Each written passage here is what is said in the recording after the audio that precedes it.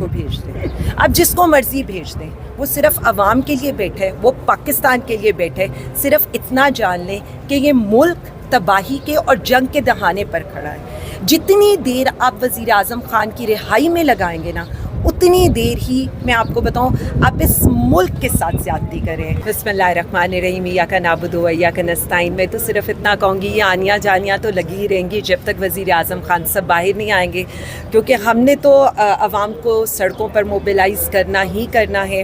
جو میرا ٹاسک ہے میں اس کو پورا کرتی رہوں گی، کسی کو پسند آئے نہ آئے۔ لیکن جو آج یہاں پر میں آئی تھی، وہ اپنے ہمارے جو خان صاحب کے وکلاء ہیں، بی بی صاحبہ کے وکلاء ہیں، ان لوگوں کے ساتھ اظہار یکجہتی کے طور پر وزیر اعظم کے کیس کی ہیئرنگ کے لیے میرے سے پہلے خیر یہ بہت اچھا آرگیو کر چکے تھے، ہم تو صرف کیس کا ویٹ کرتے رہے، اس کے آرڈر کا۔ بٹ کافی چیزیں جو میں عوام کے سمجھنے کے لیے آسان الفاظ میں بتا دوں کہ دیکھیں سیڈ اسٹیٹ آف افیئرس کیا ہے۔ جو ایک کرمنل کو بھی ایک حق حاصل ہوتا ہے پی سی او کا، اور باقی حکمرانوں کو تو شاید یہ حق حاصل تھا کہ ان کی کسٹڈی سے موبائل فونز نکلا کرتے تھے اور ان کے کمروں تک فونز کی سہولیات خود پرووائڈ کی جاتی تھی۔ یہاں پر صرف بچوں سے بات کرنے کے لیے ہمیں یہ کہا جا رہا ہے کہ جی واٹس ایپ کی سہولت میسر نہیں ہے یا ان کی بات نہیں کرائی جا سک رہی، جبکہ اسی حکومت نے وعدہ کیا تھا اور انہوں نے کلیم کیا ہوا تھا کہ جی ویڈیو کالز تک سٹارٹ ہو گئی ہیں۔ سو جو باقی کرمنلز کو بھی، جو میں کہتی ہوں ان کو سہولیاتی، وہ ہمارے ملک کے منتخب وزیر اعظم کو نہیں ہے۔ بالکل اسی طرح سے کہ ہیلتھ فیسلٹیز دینا، جیل میں پرووائڈ کرنا، یہ بھی ایک لیگل رائٹ ہے۔ یعنی ہمیں تو ہماری لیگل رائٹ سے بھی محروم کیا جاتا ہے، اور اس لیگل رائٹ کو انشور کرانے کے لیے پہلے ہمیں عدالت آنا پڑتا ہے، پھر عدالت میں وہ بات پوری نہیں ہوتی، عدالت کی بات نہیں مانی جاتی، پھر ہمیں کنٹیمپٹ میں جانا پڑتا ہے، پھر ہمیں اس کی ڈیٹ فکسیشن میں جانا پڑتا ہے۔ بیسیکلی یہ جو سب لوگ یہاں پر کھڑے ہیں نا، یہ وہ چہرے ہیں جو بار بار عوام کو یہ یاد کرانے لگے ہیں کہ ہم آپ کی لڑائی لڑیں۔ یہ ان ججز کو یہ یاد کرانا چاہتے ہیں کہ ہم آپ کی بھی لڑائی لڑیں۔ جہلم جیل میں کیسے دن گزرے آپ کے؟ پہلے آپ کو اڈیالہ لے کے جایا گیا، اس کے بعد جہلم منتقل کیا گیا، کیسے دن گزرے ذرا آپ بیتی بتائیے گا۔ دیکھیں جی، میں تو صرف اتنا کہہ سکتی ہوں کہ جتنا ظلم یہ لوگ کر سکتے ہیں یہ کرتے ہیں، اور 8 اپریل سے جو ایک تشدد کی یہاں داستان شروع ہوئی تھی، پھر انہوں نے جس طرح دھوکہ دہی سے ہمیں سول لائن تھانے میں لے کر گئے، اور جس طرح انہوں نے وہاں سے شروع کیا، میں نے آپ لوگوں کو پہلے بھی بتایا تھا کہ جی فرش پر سلانا، اور جس طرح مطلب وہاں ان کو مطلب مجھے تو میرے لیے اٹس ریئلی شاکنگ کہ آپ کے کیمرہ صرف یہ دیکھ رہے تھے کہ ہم وہاں موجود ہیں یا نہیں، اور بار بار کالز آ رہی تھی کہ جی انشور کریں، کہاں ہیں اب، کیمرہ میں نظر نہیں آ رہی۔ اس کے بعد جیلم تو اٹ واز لائک مجھے تو بالکل ایک الگ بلڈنگ میں انہوں نے آئسولیٹ کر دیا تھا، کسی قسم کا کوئی انٹریکشن نہیں تھا، ایون رات کی ڈیوٹی پر میرے ساتھ کوئی وارڈن بھی نہیں ہوتی تھی، مطلب it was that sort of isolation. ان کو پتہ نہیں کس چیز کا ڈر تھا کہ جی کون سی چیز میرے تک ان 5 دنوں میں نہیں پہنچنی چاہیے۔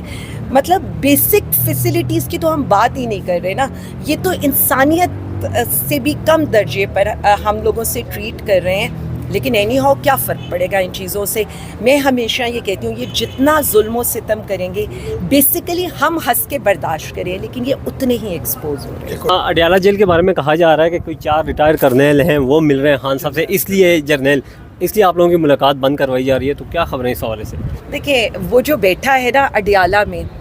آپ جنرلز بھیجیں، آپ کرنلز بھیجیں، آپ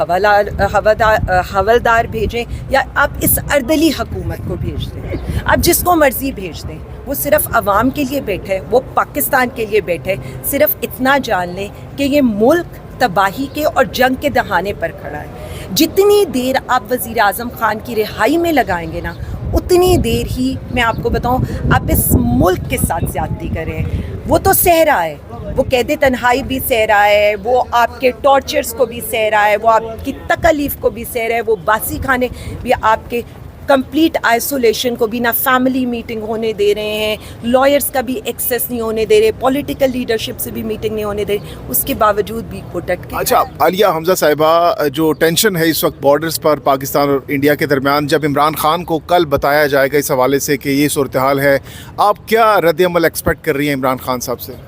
میں صرف اتنا سمجھتی ہوں وہ واحد شخص ہے جو انڈیا کو اس زبان میں جواب دے سکتا ہے جس میں یہ بول نہیں سکتے،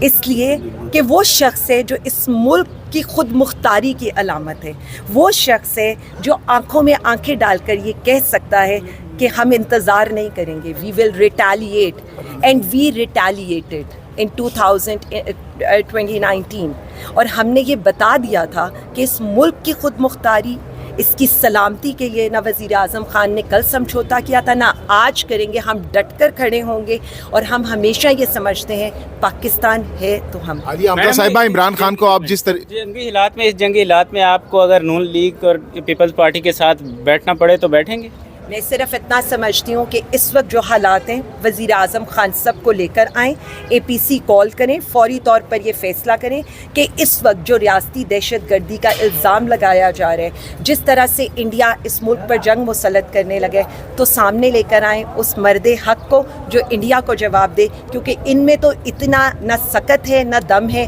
کیونکہ کسی کا تو ٹویٹر خاموش ہے, کوئی لندن میں بیٹھا خاموش ہے, اور باقی سب کی زبانیں بھی اسی طرح سے بند ہیں. میں تو بار بار یہ کہتی ہوں, ان کو جگائیں, ان کو اتنا ہی کہہ دیں کہ پی ٹی آئی سمجھ کر ہی انڈیا کو جواب دے دیں. عالیہ حمزہ صاحبہ, جیسے عمران خان کے کانوں میں یہ بات جائے گی کہ اس طرح سے وہاں پر کشیدگی ہے انڈیا پاکستان بارڈرز پر,